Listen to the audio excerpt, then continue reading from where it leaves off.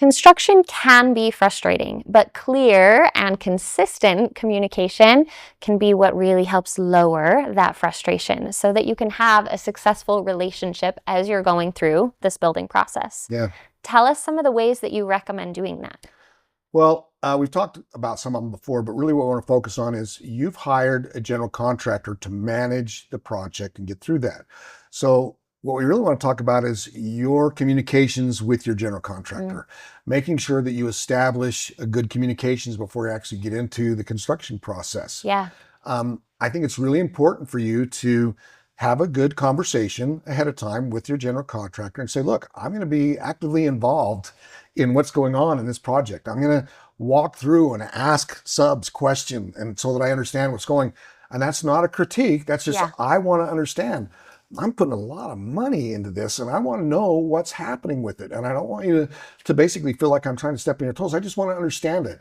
So let's establish what we can do to communicate well with each other so that we can make this go really smoothly. Yeah, absolutely. What are some of the ways that you would recommend trying to set up that communication?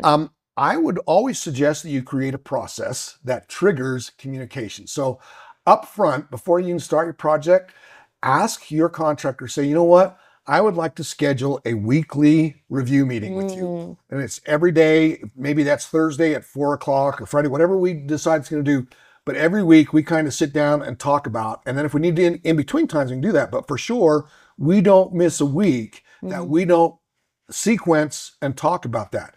Now, in the meantime, you're going to walk through your project and you're going to look and see who's on the project, what are they doing, what's happening, so that when you have that meeting, you'll understand where you're at in the project and what's going on. Also ask for what's coming up. So that when you're walking through the next week, you're looking to see, are the right people showing up? Is the right stuff happening? Because then you're in sync with your contractor. Yeah. And the more you're in sync, the less likely you are to be frustrated with each other. Yeah. I want to avoid that at all costs. Yeah. There's two other things I want to talk about. One of the biggest areas that clients and contractors struggle with are the finances and the flow of payments. So understand how to manage that and talk about that up front. And what I like to suggest is find a way to look at phases in your project that determine we're ready for the next payment. It's not, hey, I need some more money to pay these guys off, but what's been accomplished. Yeah. Have something that measures you got to a point, like we just finished up doing the foundation. Okay, then we should be paying this much. Oh, we just finished doing the framing. Well, then we should be paying this. Oh, we just finished doing the electrical. Gotcha. You know, and when you can do that, then both of you understand, okay, we're paying for things as we go, and it doesn't become, well, where's this money going? Yeah. You know, and that makes a big difference. Then construction is always going to create a challenge.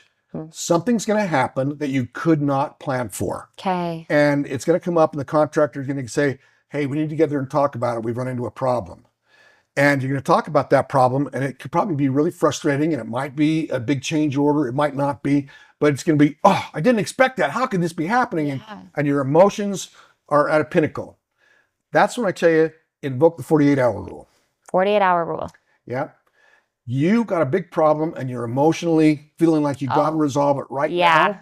And right now is not the time for you to do it because you probably don't have enough information and you're going to make it based emotionally. Yes. If you say, oh, we don't have to make this decision for 48 hours, and you think about it and you look at it and you just discuss it with your partner and with the contractor and with some other people, you're going to make a much better decision, less likely to be emotional and less frustrated that you came out with the wrong result. Yeah. Oh, that's wise. So make sure that you don't ever feel like anything has to be decided right now, because it probably doesn't. Yeah, that's good advice. How can someone connect with you guys about more information about managing their ADU project? It's really simple. All you got to do is send us an email, and that email address that you're going to send it to is hello@aduutah.com. And so just write your question and then send it to hello@aduutah.com, and we'll follow up with you and answer those questions.